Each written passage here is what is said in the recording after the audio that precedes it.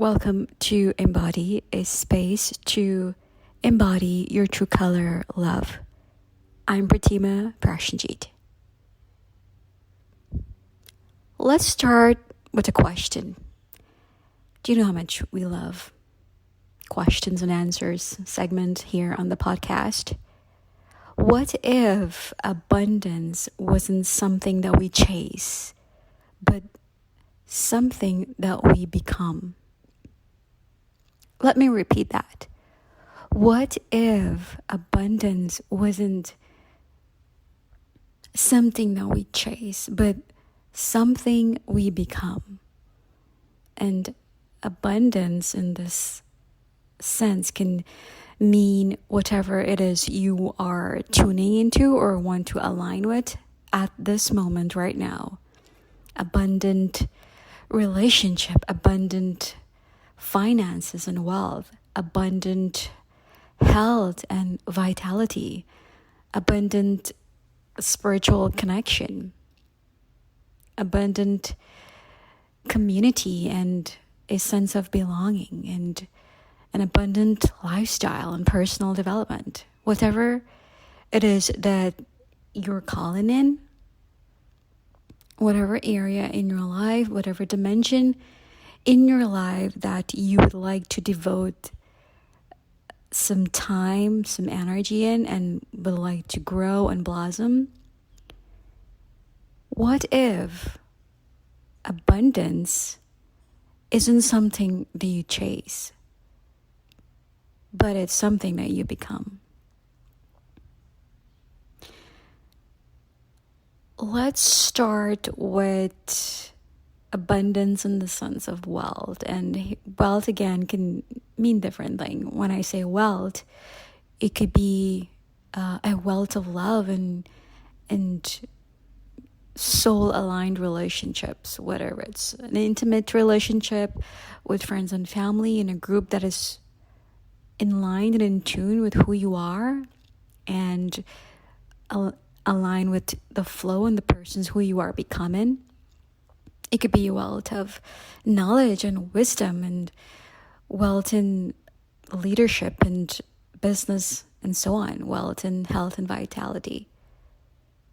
Oftentimes we find that when there is something that we desire, we tend to treat that thing, that desire, as if it is something like far-fetched and something outside of ourselves, something separate. And then we kind of start to build and create this resistance that, oh my gosh, I want that, I need it, I have to get it.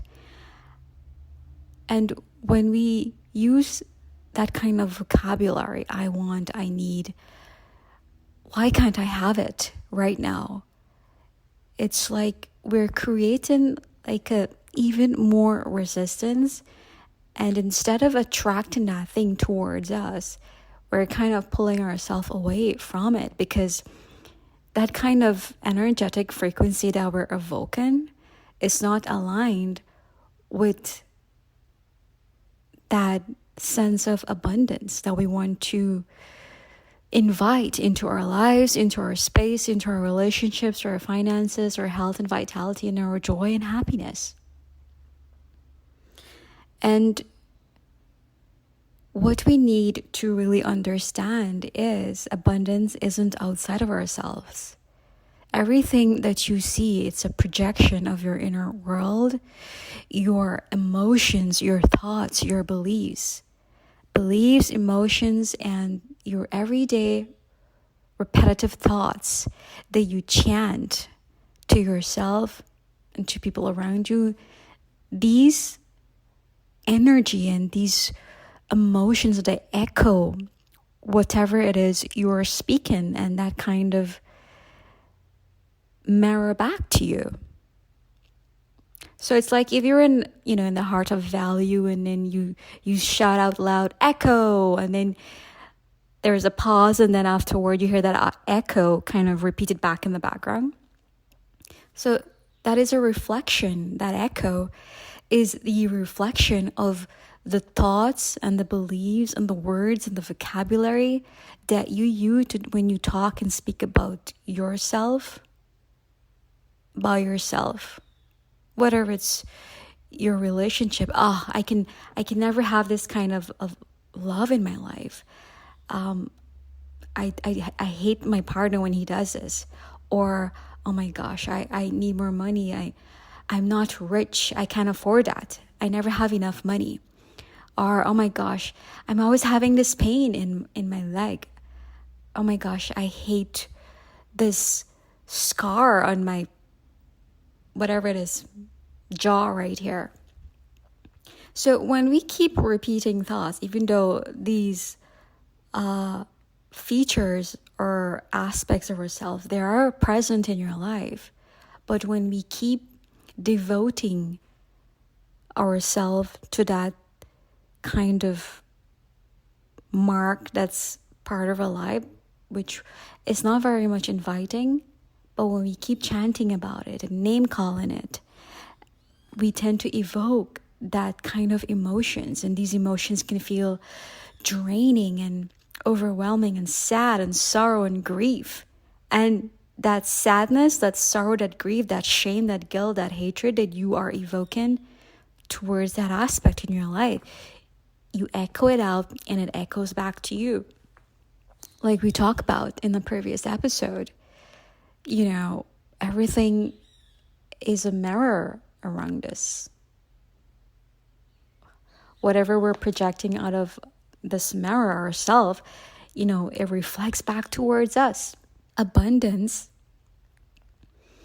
isn't something that we reach or we want, or something that we chase or we strive for.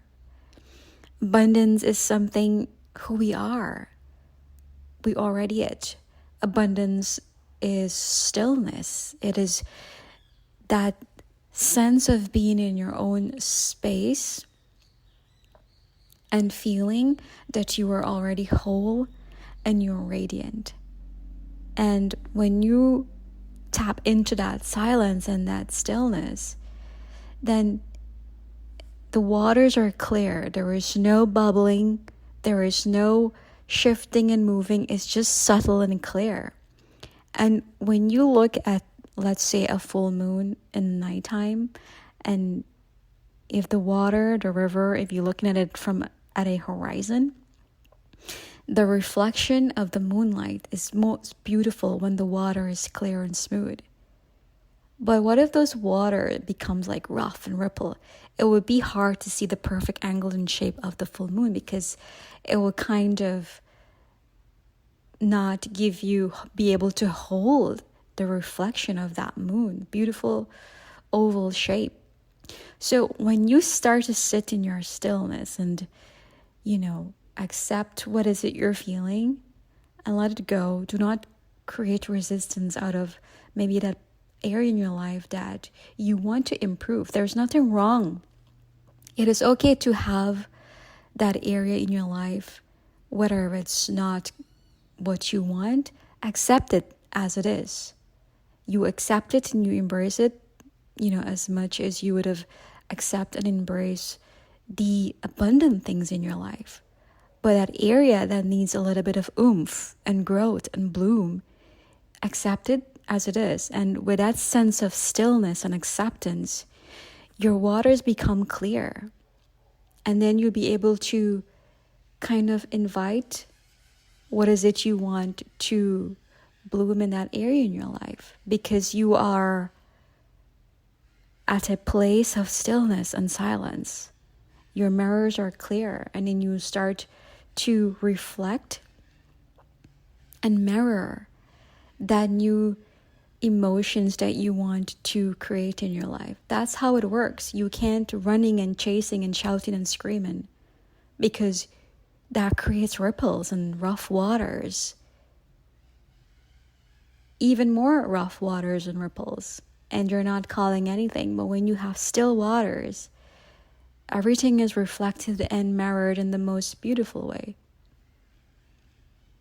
So abundance isn't something that we chase. We don't chase love. We don't chase finances. We don't chase perfect health. We sit in our stillness, in our wholeness, and our radiance, and accept ourselves as we are, as is. And you devote, the love, the truth, regardless of what it is. And just shower yourself in that area with acceptance and love as much as you can in everyday moments. And when you start to do that, you are kind of aligning with that frequency of acceptance and growth and opportunity and abundance and love.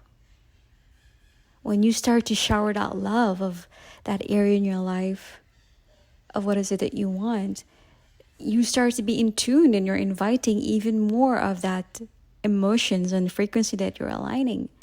So that's what you're mirroring. You start to mirror that, and it reflects back to you. Many times in the culture today, there's a lot of books and courses and talks about manifestation. I'm going to manifest love. I'm going to manifest this amount of money. I'm going to manifest this perfect health and this abundant lifestyle. But when we start to say, I'm going to do this, I'm going to do this, where we're sitting at, we're looking at that abundant thing that we want from a perspective of lack. And then we start to chase it. We start to read all the books and listen to all of the podcasts and watch all of the documentaries. And we become so cluttered with information, and there's no space to invite what is it we're calling in. But if we start to sit in silence and create that clear waters, it would be easy to kind of reflect and mirror back to us. So what many of us don't really talk about or read about or understand when we talk about abundance and wealth is that you're not manifesting objects and things. You are manifesting realities and timelines. And in order for you to manifest and create timelines and realities and dimensions, you have to align your everyday moments with the emotional, energetic signatures of wealth. Everything has energy, and form follows energy. So whatever it is that you want, whatever thing, whatever object, a house, a car, a land, beautiful, fulfilling relationship, a big fat bank account, what would the energy be like of having that thing? What would the version of you who has that thing that you want, what would her energy be like? Let's say you want to manifest $500 billion in your bank account. I'm just saying, what is it? If it's not big enough, then it's not manifesting, right? Let's say you want to manifest $500 billion, and $500 billion is beyond notes and currencies. $500 billion is an expression of yourself. $500 billion is an expression of clarity and leadership, multidimensional wealth, and legacy. That's the type of $500 billion we're talking about. So we start to ask, when we're clear on what we want, we don't go looking for it and say, how is it I'm going to get it? I need to get it. I want it. I have to start chasing it. And when you do that, you're creating more resistance.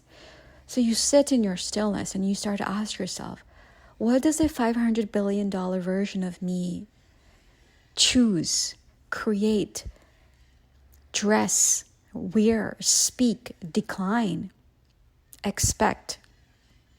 And when we start to ask ourselves those questions, we start to find these subtle emotions within our everyday moments, and you start to tune yourself to it,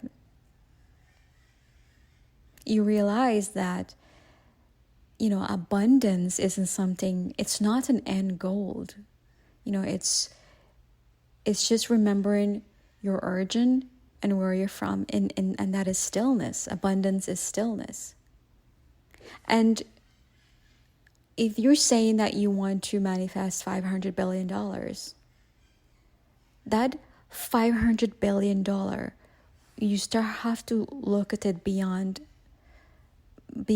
notes and currencies and house and land and all of that. Those are things outside of yourself. But when you start to look at it from a perspective and saying that I am an expression of $500 billion, and $500 billion, because abundance is your identity. That is you in stillness. You are an abundant being. And then from that space of truth and remembrance of who you are, you have to start from a place of abundant rather than lack. That is the key when you want to manifest something in your life. You cannot approach it, with an empty cup. You have to fill yourself up and approach it. So you have to align with its energy. So when you start to fill yourself up, when you feel that you've created the perfect container to hold that amount of wealth and that amount of peace and power, then for sure you're exuding that confidence and clarity. Your nervous system is regulated. It feels safe to accept and hold that amount of power and peace. Oftentimes, we say we want this, we want that, but when we do get it, it's like we're so fearful of it and then we lose it. That's because our nervous system, as much as it wants to protect us and keep it safe, that is its role. Every organ in the body has a function. The function of the nervous system is to keep us whole and keep us safe and protected. And everything that is not known to this body, the nervous system will treat it as a threat. It's blind, it doesn't see, but it responds to your perception and your emotions and your reactions. So if you've never had $500 billion in your life, and when this money just come in front of you, how would you feel? Would you feel fearful of, oh my gosh, all this money, people are going to come and kidnap me and take it all away from me? You start build up this resistance. And then you lose it. But when we fill ourselves up and we treat abundance as an identity or inheritance, who we are, and abundance is an expression of stillness. It is from that clear waters that abundance started to bloom. If you be running and chasing and creating resistance, and the waters be rough and shaky and upside down, nothing can bloom from there, okay?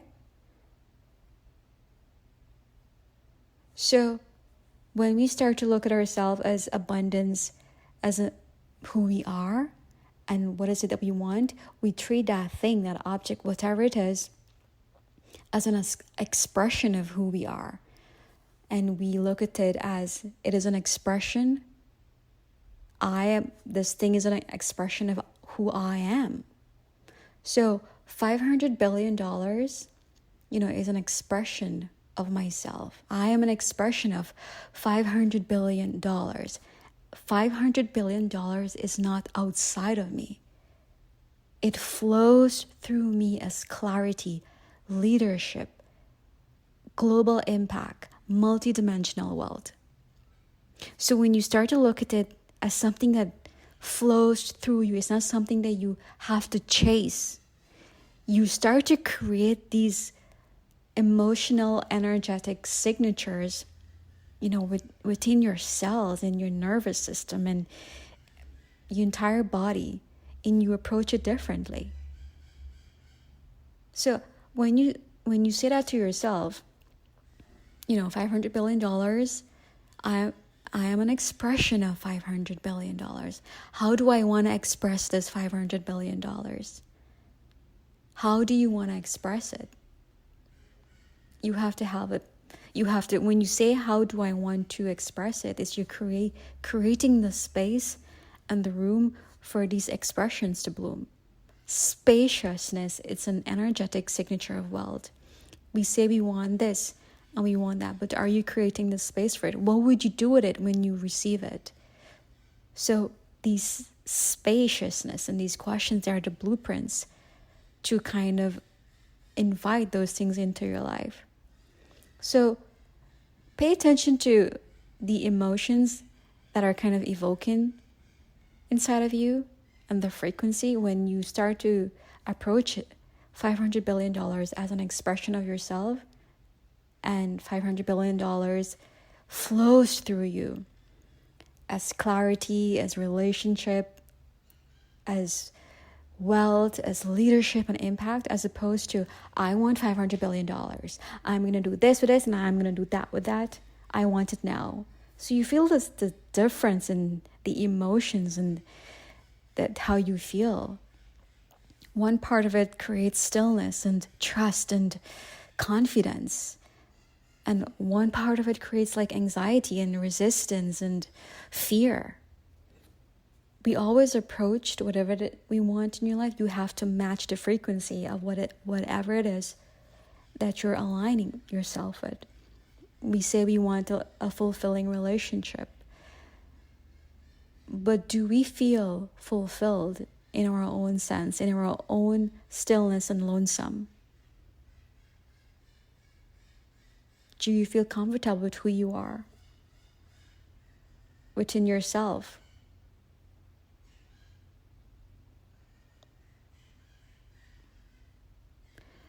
So when we start to become the thing that we desire the most, it becomes so much more easier to attract it into our lives and invite it, because we're telling ourselves, okay, I am this. I am the perfect mirror of this thing that I want, because I've created a space within myself to receive it and accept it. And the most important thing, for you to understand with abundance and wealth is you need to understand the energetic signatures of wealth. This is something that is oftenly not spoken about in these, popular manifestation classes and books.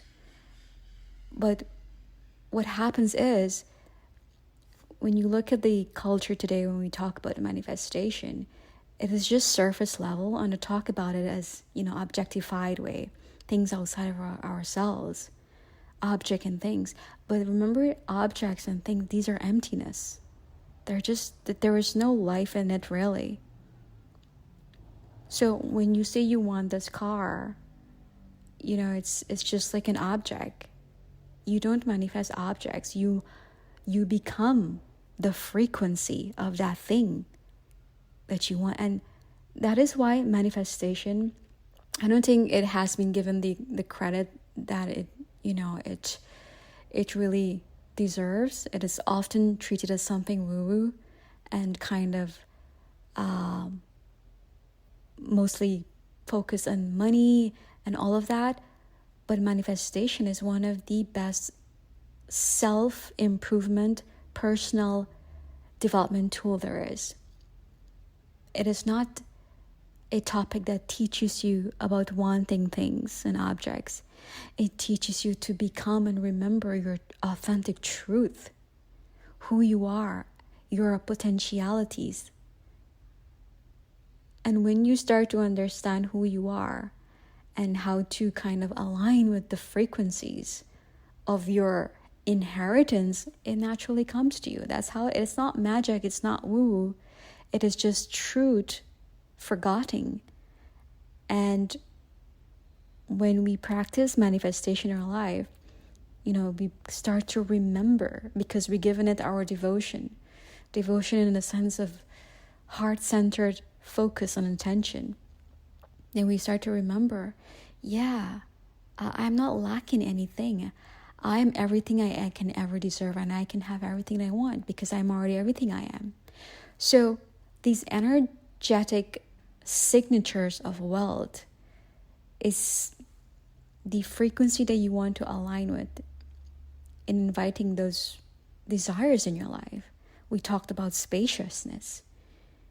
We often want a lot of things in our life. Let's say you want home and all of that, or a new career or business, but are you creating the space for it? Are you always cluttered with decisions and making plans and doing a whole lot of things and not creating space enough for what is it you truly want? And how do you create space? It is all in your stillness and silence. Abundance is stillness, and stillness births the energetic signatures of wealth. It is from stillness that all of the energies of wealth that you want blooms. So when we're in stillness, automatically we create space to invite that. Discernment, another energetic signature that is often bloomed from being still and silent, is to be able to make discerning decisions about what is it is really serving us in our everyday moments. Not everything gets a yes, and it's okay to say no. We must be able to honor our no's as much as we honor our yeses. If we keep saying yes and yes and yes to everything, accepting all of the invitations and going everywhere, then there is no space for anything else that you want to invite in your life. If you keep going to, every week there's an invitation starting from the beginning of the year to the end of the year, when will you find the time to sit in your stillness? If we keep checking our phone, going to our laptops, listening to this gossip, watching this news, watching this, binge watching this show and documentary, ask yourself, do you ever find the time to sit in stillness and silence during the day? Not driving. I won't say driving is sitting in stillness, because that's a lot of responsibility. When you're driving, you are focused on getting where you have to go. Have you ever, sit yourself in your backyard, in your living room, and just sit and be there, not doing anything?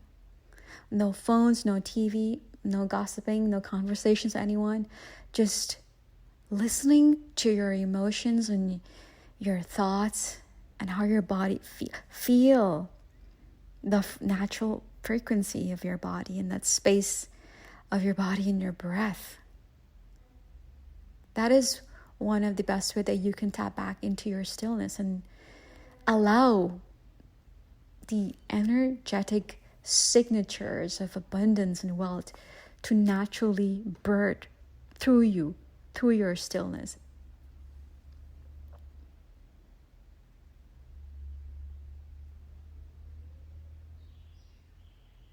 Another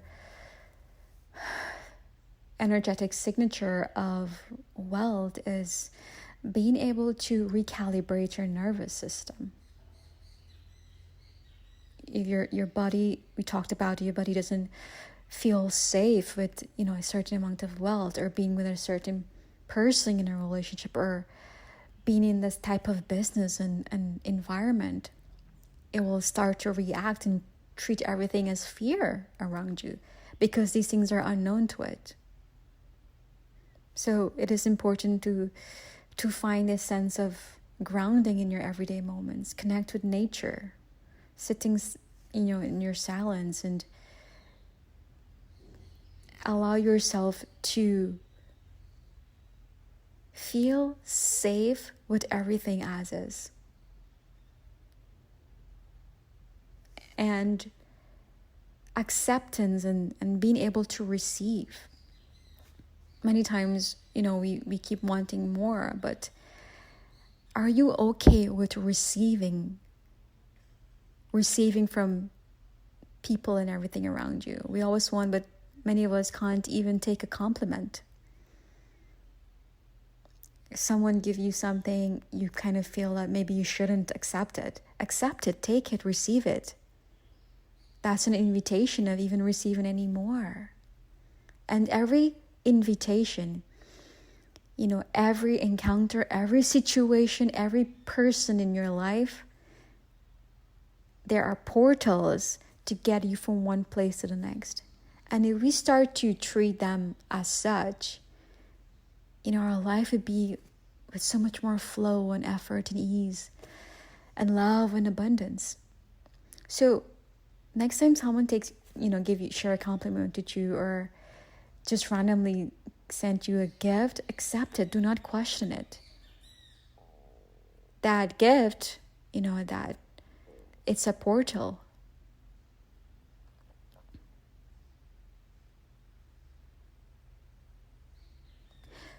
So when we look at abundance and wealth in the sense of energetic signatures, everything else that you want, it becomes so natural. And actually what happens is you realize that oftentimes we think that thing is what we want, but when we do get it, it's like you really feel that, oh my gosh, you would have feel more expanded and excited for this thing. But before having that thing, you were even more expanded and even more alive while you were attuning yourself to the energetic signature. What you were doing before that thing came in your life, creating spaciousness, being grounded in nature to recalibrate your nervous system. Start making discerning actions. Respect your no's and accept people's no's as much as you start to accept their yes.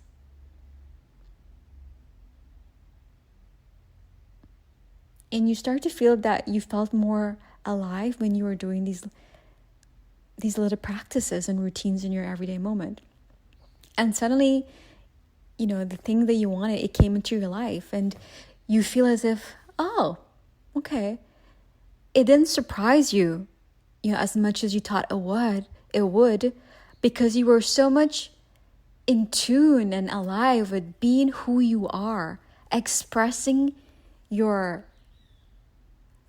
abundance through each signature in your everyday moments. Just creating space, sitting in your silence, saying no and saying yes wherever it's necessary, connecting with nature, grounding yourself, accepting and being able to receive. And that really is what abundance is in an energetic sense. And that's what really matters. That is why oftentimes when you find, people who would have, wanted to manifest certain things in their life, and they would have created everything that they ever wanted, whatever it is, wealth and opportunities and relationships, and you find after they would have manifested all of that, they kind of just sit back in their spiritual practice and just give everything up to spirituality, because they realize that these objects and things which they thought is what they really wanted doesn't really serve them. So when we chase objects and things, in our life, we make that a hobby. I'm going to chase it, I'm going to go for that. What happens is during that process, we kind of lose ourselves and the aliveness, because we didn't create that space in our everyday moments to actually experience, our true essence. And when we do get it, we're kind of lost. Oh, I thought I would have feel even more happier. Oh, well, let me go chase something else. And then we continue. And then we want to know, how come is it that you're not feeling fulfilled? You actually manifest the relationship of your dream. You're with the dream partner and you're still not feeling fulfilled. You get your dream house, you're still isn't fulfilled. You aren't fulfilled. You have that figure in your bank account, you aren't fulfilled. Fulfillment isn't something that you chase. It is something that you become and you attract it and you attune and align your energy with it in your everyday moments. Sitting for your breakfast, sitting outside in nature, being instilling, being present in your relationships, in your gathering. That's what it is.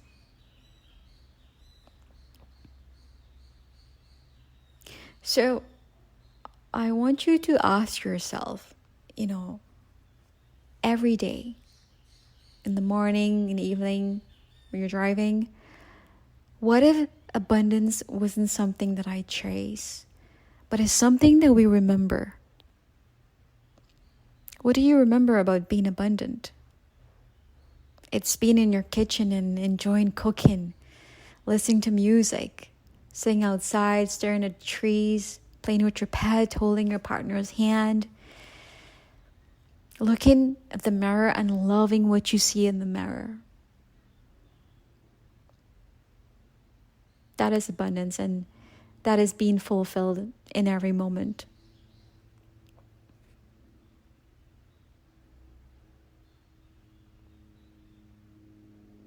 So what is it that you need to do in your everyday moments to always remember to kind of drag yourself back into attunement with that frequency, abundant frequency, creating space, being discerned, recalibrate your nervous system, calmness and stillness, generosity,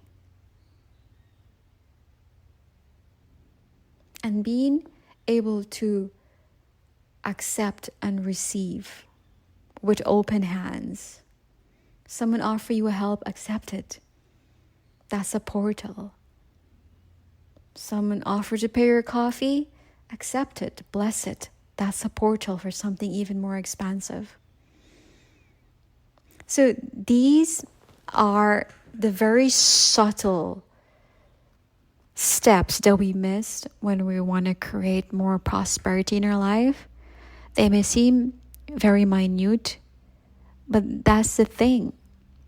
Subtleness. They hold the most potency of kind of creating what is it that we want. And because it's not often seen, it's very subtle. We chase after things that are obvious. The big mansion, the fancy car, big fat bank account, the handsome partner, beautiful partner.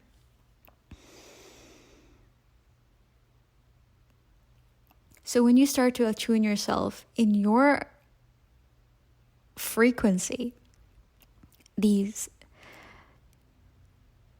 energetic signature of who you are, and that is abundance. When you start to live your everyday moment with that frequency, abundance frequency, you start to fulfill every desire unknowingly. Every moment you fill it up with fulfillment. And you start to feel constantly fulfilled. Fulfilled in your relationship, in your finances, in your body. And that is the key to bring you back home. And where is home? Home is stillness. Stillness is abundance, and it is through stillness that blooms all of the energetic signature of wealth, which is who you are. Do you ever notice some very successful people, wealthy people? Do you ever notice how they're often, most of them, they're very still. They speak less, they sit and they'll listen. They're hardly ever outraged, or they're not easily annoyed. They have this stillness and this silence within them. If you're sitting at a table with some wealthy people, And then you have the ones who are now starting to become, where, maybe in finances, who started to want to become like wealthy. They're the ones you be with, chatting and talking. This is what I'm doing. This is what I'm doing. But the guys who are already wealthy, they're sitting there in silence, just listening and enjoying their pizza and sipping on their coconut water, because they realize that it's not really the thing that matters, the chasing. It's becoming the thing that you want to chase. And when you become that, the objects, they manifest, they ripple naturally, effortlessly. And that's the thing about manifestation. They are like the offsprings of stillness. They become the ripple of your stillness. And that happens effortlessly. You cannot force it. You just have to be in that stillness to accept it when it comes. Like the lotus flower. Lotus flower is just sitting here in her beauty and elegance and stillness. And then you have the pond just rippling around her effortlessly. You can't force the petals of the lotus flower or any flower to bloom. There is divine timing for that, an effortless bloom and flow.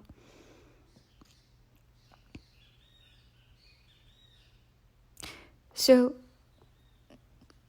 if you're just waiting on your dream guy to come to you, or your dream girl, and with resistance and anxiety, oh my God, why can I find the guy in my life? Why can I find the girl?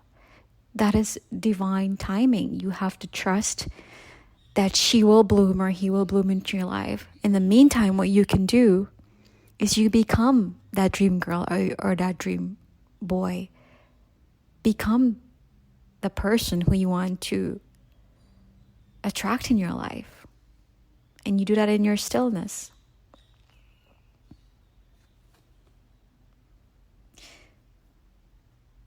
And these areas that we covered, you can apply them in every area in your life. Follow your true energetic signatures, and you apply them in your relationships.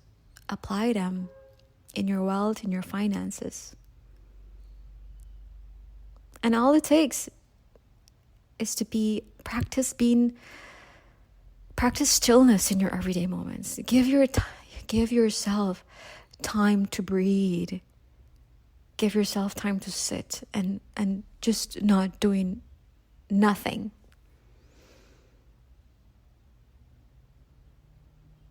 There is so much power in silence and stillness. Do you ever see Shiva? Like this guy just sitting on mountains. The world can be in chaos, tsunami and hurricane and war, and he's just sitting calm in his stillness up there, undisturbed by any leaf movements or any rough water or any wind or any loud roar. He is just calm and still, unmoved by everything outside of himself and what's happening around him, because he's so much in tune with his stillness, which is his truth, his identity, his source. He is the source. Can you do that? Can you be that? Be, just untouched by the news and the media and family dramas and, nagging neighbors? Can you embody your stillness, your truth, your state of abundance,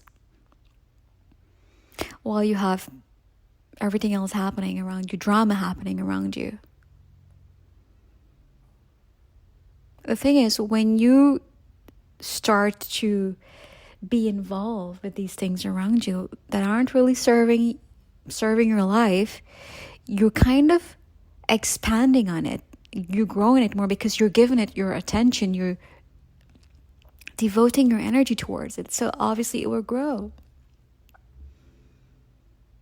But when you can still sit in your stillness, in your peace and silence, that is what you want to grow, because you're giving it your focus in your devotion. And that is what you would grow.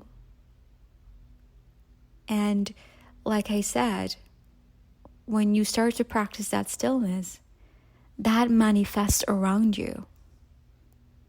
Everything that is triggered from stillness will start to manifest around you. Growth and opportunities and peace and love and harmony.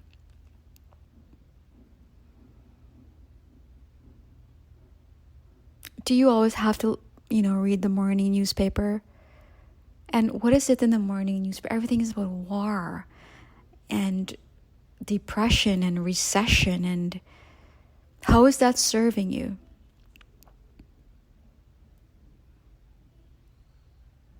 How about you start to counteract? What is it that you want to see instead when you open the newspaper and you become that person in everyday moment? If we keep reading, every topic in the newspaper and watching every news from every news channel, then what is it that you're creating for yourself in everyday moments? What space is left for you to create that thing that you want in your life?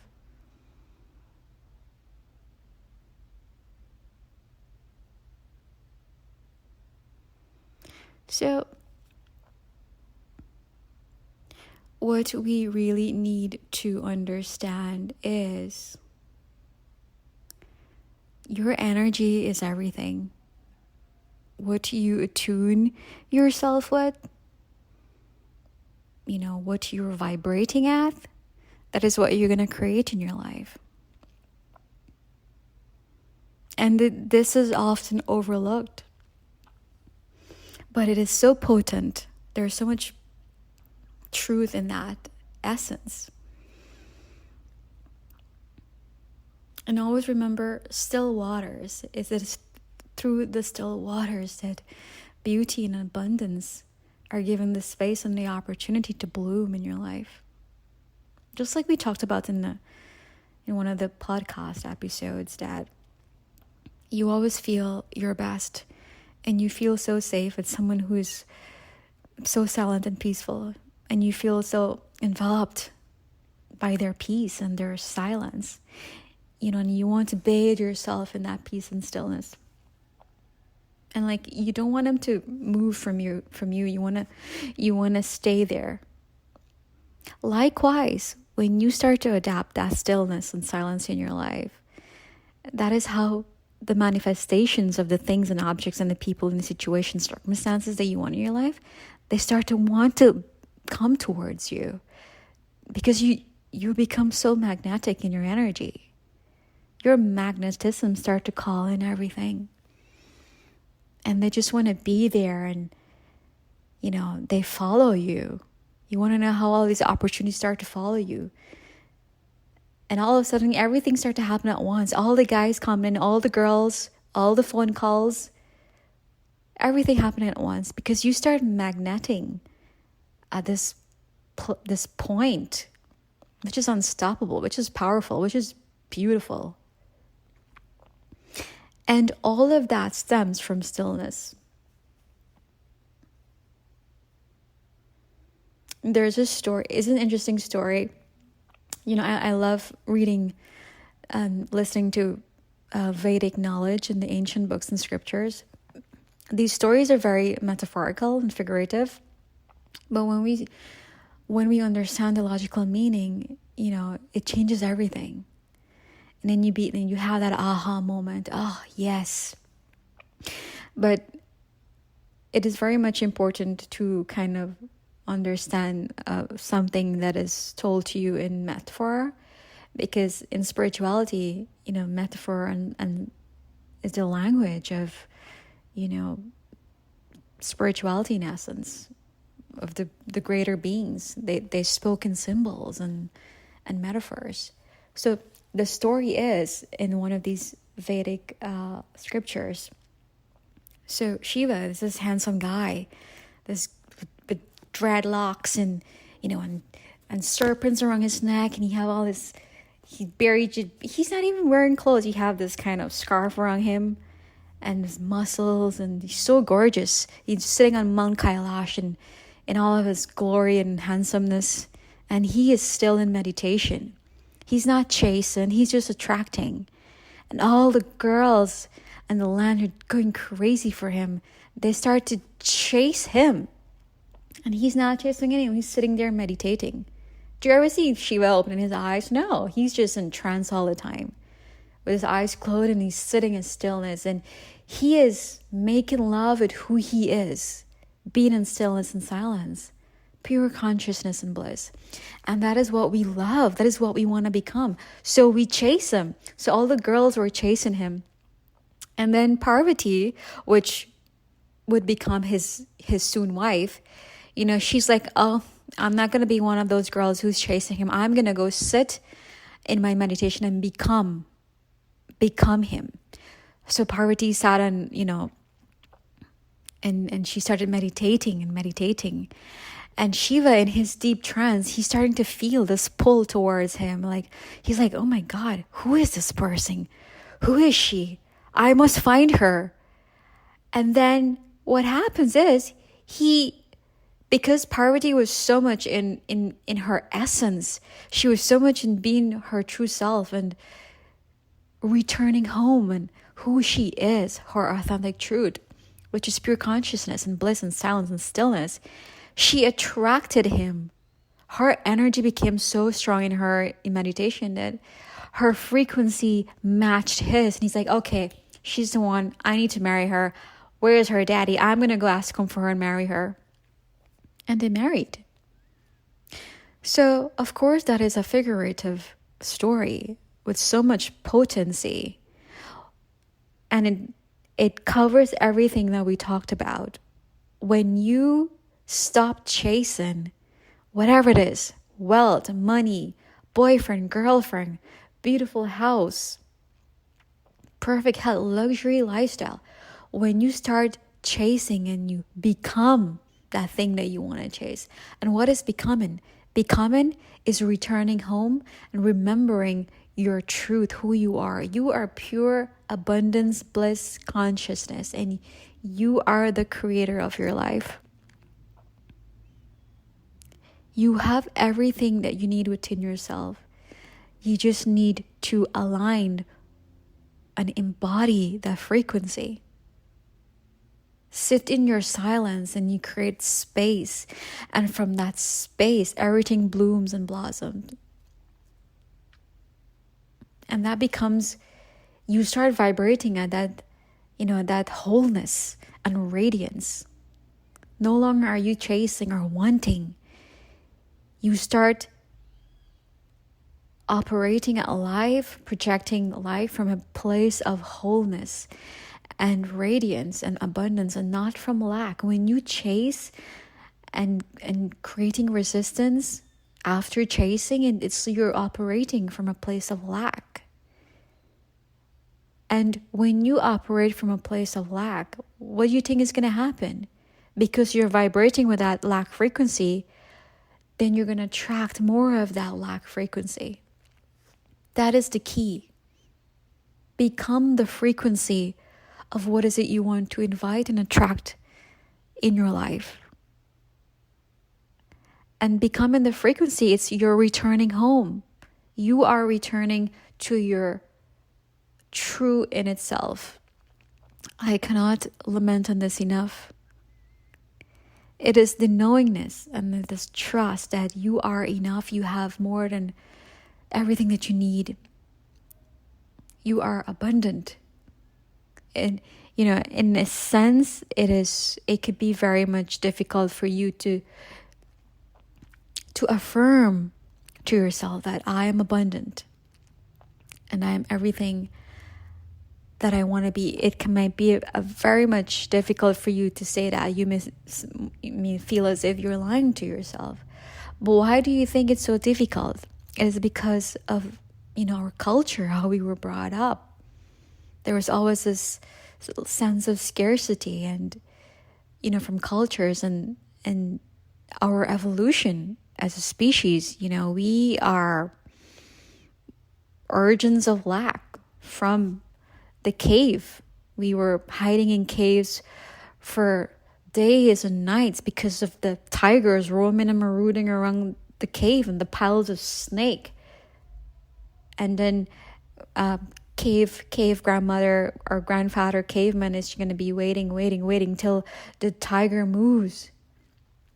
And we start eating the scraps left over by the hyenas and tigers, and we feed out of that. So we kind of grew into this sense of lack and scarcity mindset. We don't have tigers marauding in our neighborhood today and snake piling up in front of doors or walking down the aisle at workplace, but we have bosses, we have ex-partners, we have neighbors, we have government. And our perception of those things is rooted from that same sense of lack. But what if we start shift that mindset? It doesn't always have to be like that. When you shift your mindset and give things a new perspective, everything changes. Your beliefs create your reality. And it's from that shifting, you start creating new beliefs, and you start creating new thoughts, and you start feeling different emotions. And then little by little, you're returning home to stillness and abundance. So like Parvati, every time I feel a little bit stuck, in my life, whatever area, finances or relationship or health or lifestyle or personal growth, I remember Parvati. She wasn't like the other girls chasing down Shiva on Mount Kailash. No. She has dignity and she grace, and she remembers her truth.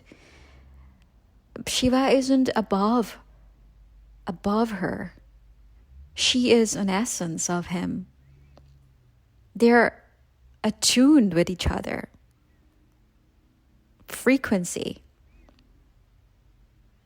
So she just sit back, on her nice perched up ground on the floor on the grass, and start singing in her silence. Whatever it is that I want will come to me, because that is the frequency that I'm vibrating at. Stillness and trust and wholeness and radiance. And that became her belief, that she can attract whatever it is that she wants. And your belief creates your reality. And beliefs work either way. You will see it when you believe it, and you will not see it if you don't believe it. And look at it this way. And the girls who were chasing Shiva didn't choose them. He chose Parvati in her true essence, who she is, her identity, accepting her wholeness as who she is.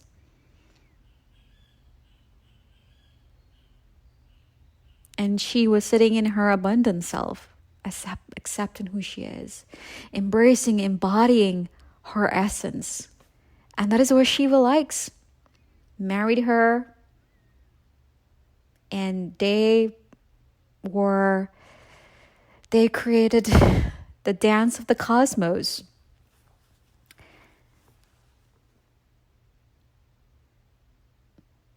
So these metaphorical stories are, they're there. The reason these stories were created in the ancient scriptures is to kind of remind us of our innate sense of who we are, our truth, in remembrance. Because when we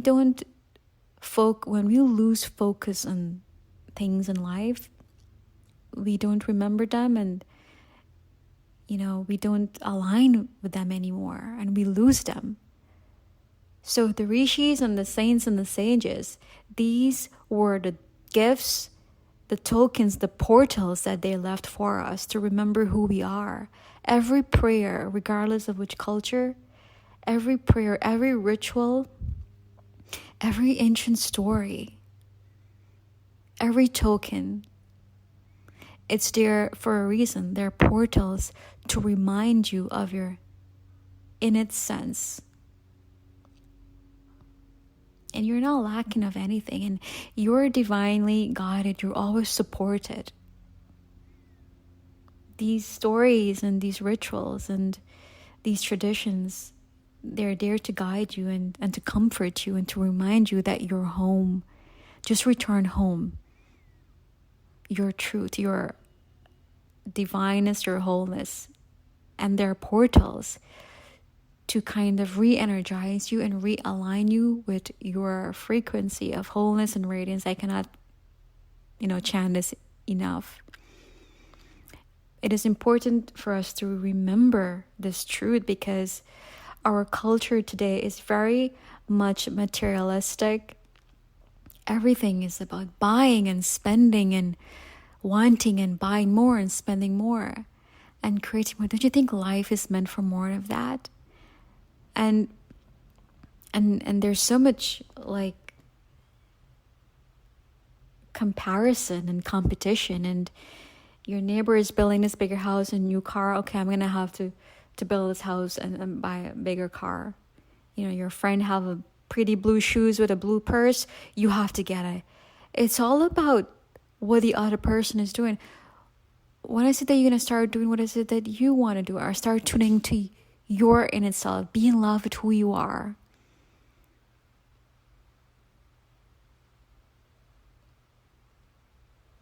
And that is the true state of being fulfilled. You want fulfillment in your life. You don't want cars and a high-paying job and working in a cubicle 24/5/7. What you really want is fulfillment. You want fulfillment. You want freedom. And you want abundance. Being free to sitting home with your family, with your partner, with your children. Be free to travel anywhere. Be free to buy fancy gifts for yourself and the people who you love. Be free to share in your community and your environment. That is what you want. That is true fulfillment. And you can do that by tuning into yourself and not what everyone else is doing. And that is the true meaning of abundance. You are abundance. You are its source. Its breathing, living source. And everything that you want ripple or manifest in your life from that state of abundance and stillness and truth and acceptance that who you already are. That is the true meaning of abundance. Abundance isn't the car that you want to buy or that shoes. That's an object. That's a thing. Abundance is your energetic frequency. And what if you start tuning to this energetic frequency every day, every single day, undisturbed or uninterrupted of what's happening in your life, regardless of the situation.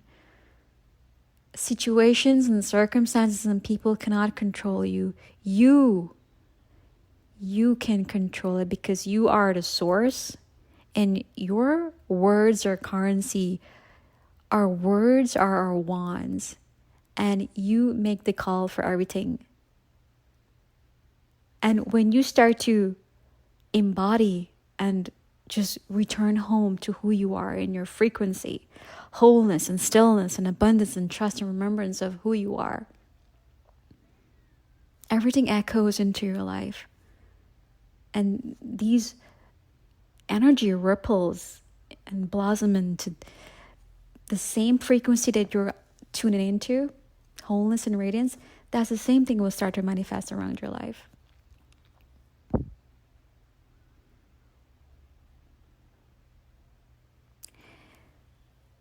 So I think what happens is there is in our culture, maybe you want to know where did we go wrong? It's just that the question should be, how do I remember? How do I remember who I am, my path?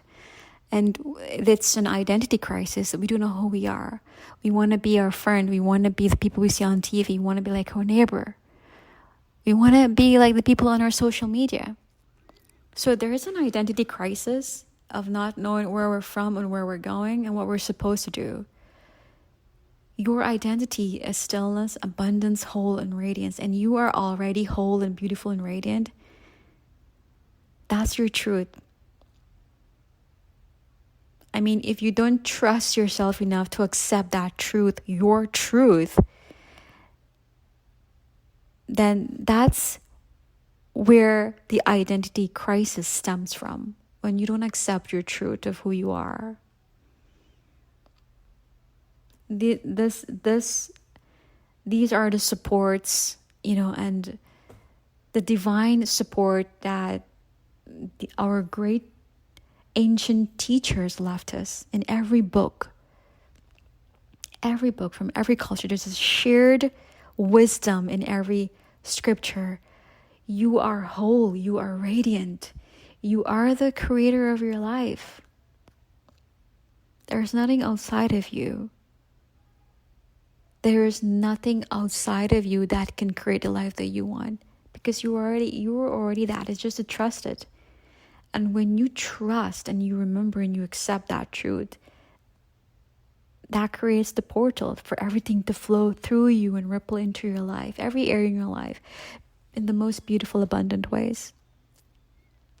So if you're at a junction or a crossroad in your life, in a particular area that feels kind of upturned, don't feel a need to chase it, and never feel that you're alone.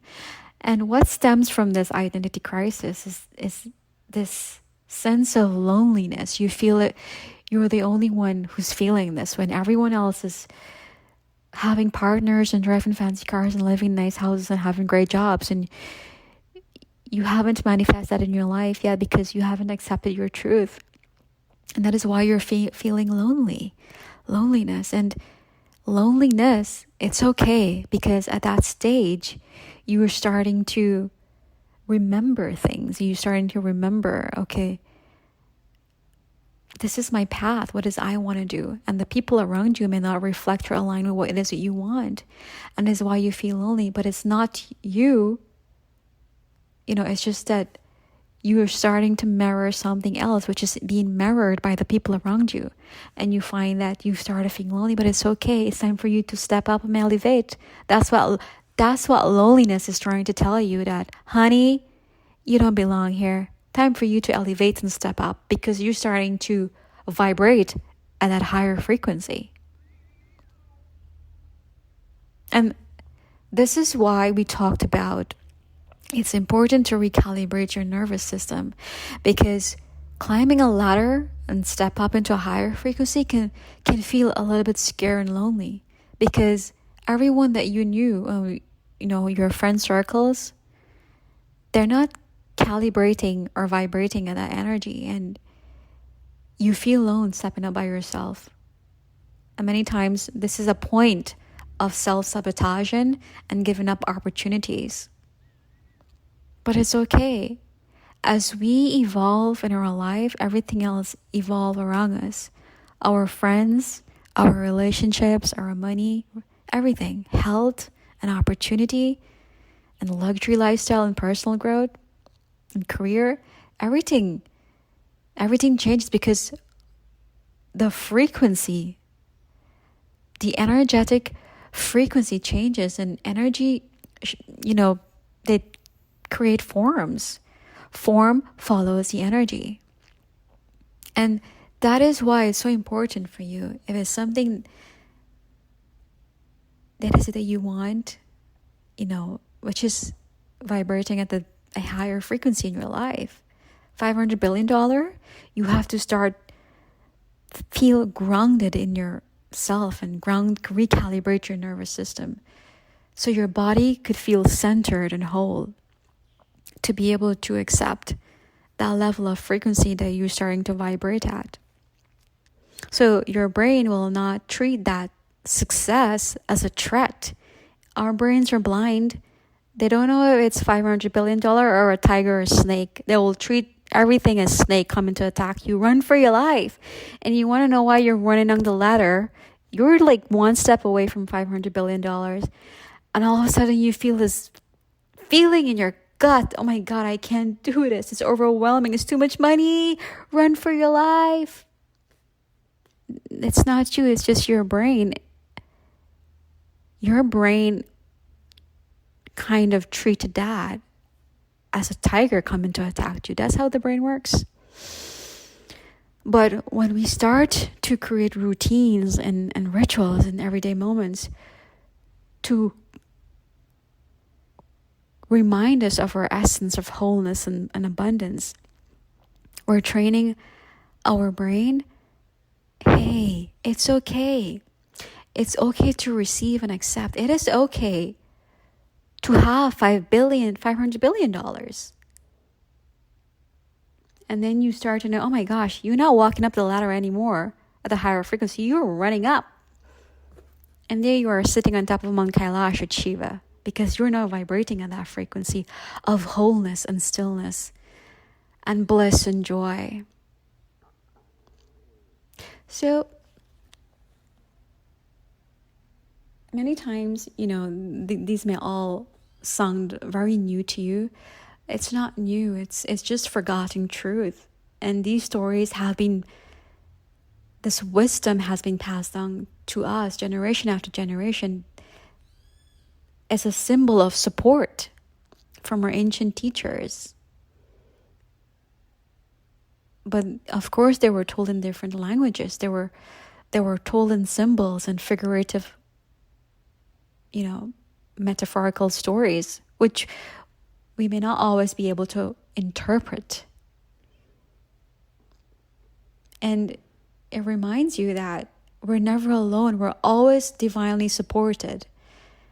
And these support always come to us in symbols and synchronicities. You are never alone. You're whole.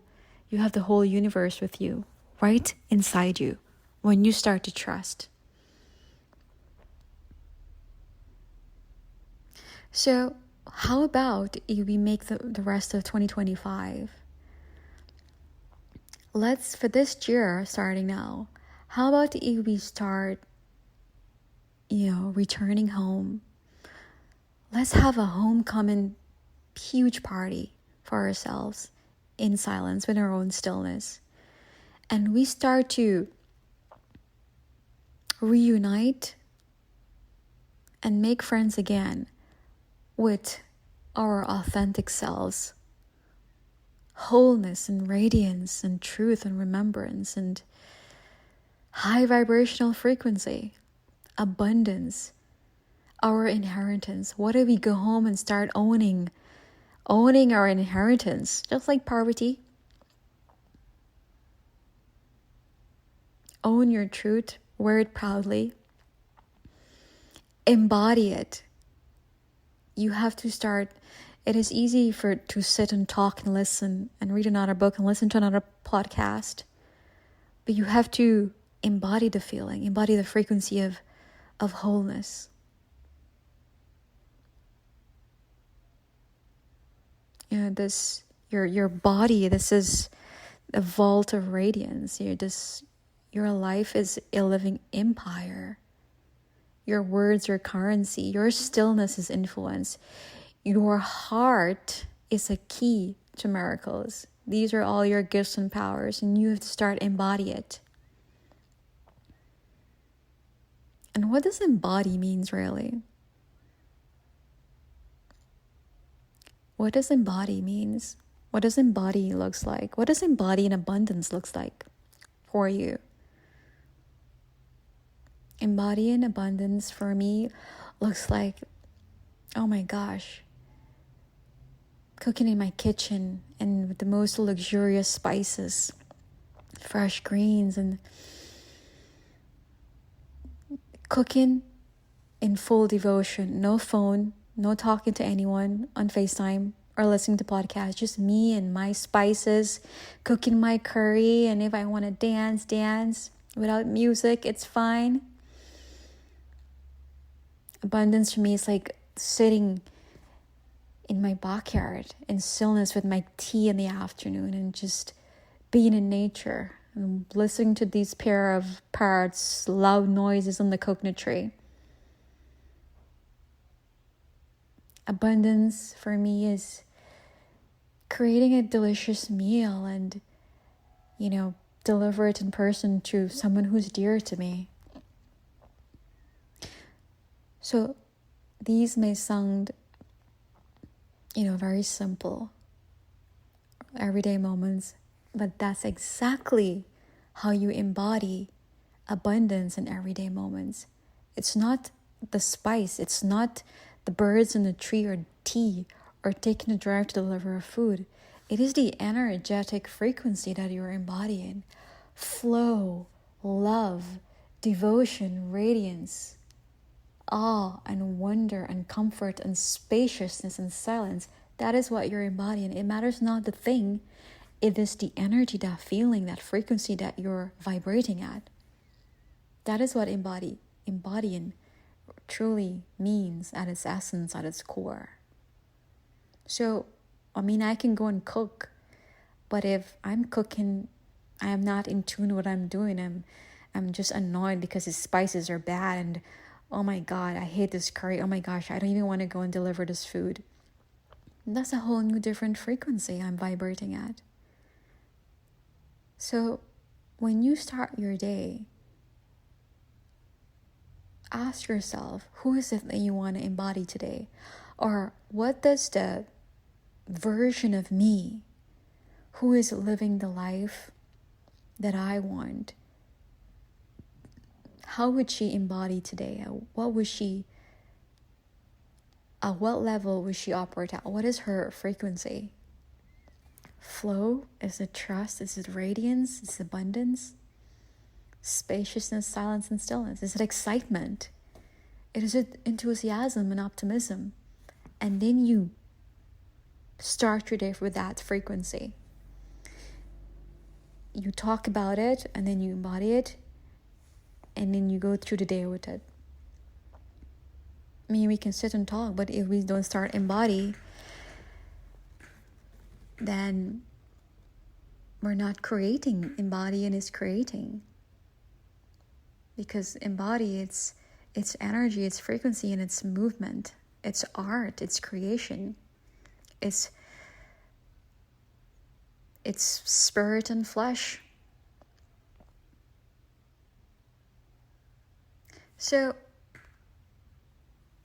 what I want you to do, I'm going to leave you with a prompt at the end of this podcast. Whenever you feel out of alignment with your true essence, if you feel you're falling off the cliff, Mount Kailash, but you want to get back there where Shiva is sitting, ask yourself,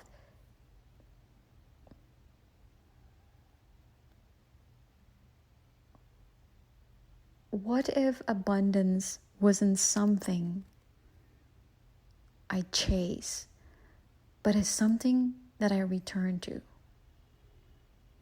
and something I become? And then from that moment, choose that frequency and become it. What if abundance wasn't something I chase, but is something who I become? And choose a frequency, whether it's love, whether it's wisdom, whether it's radiance and flow, and become it. And if you feel lost again, go back to that question and remember the story with Parvati and Shiva. Okay? Thank you for listening to Embody. If this strikes something in you, trust it. Remember, you're not becoming, you already are. Until next time, embody your true color, love.